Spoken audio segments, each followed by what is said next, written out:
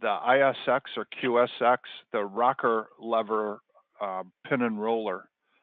As I mentioned in the write-up there, the OEM has changed that design over the years. Started with a 14 millimeter roller, they went to 15 millimeter rollers, and then they went to 17 millimeter rollers.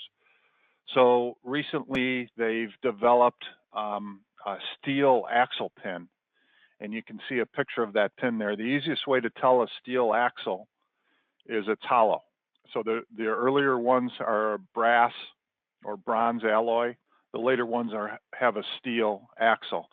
What's unique about that steel axle is it's DLC coated, and that coating that you see there is similar to what some of the parts we use in fuel injection. So it's a very, very thin, hard coating for durability. Joe, what's DLC stand for?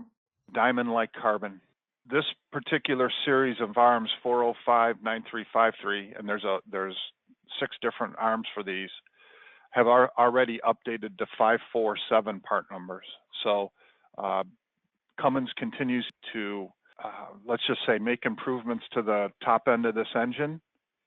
And this steel pin is our latest service kit to repair those engines.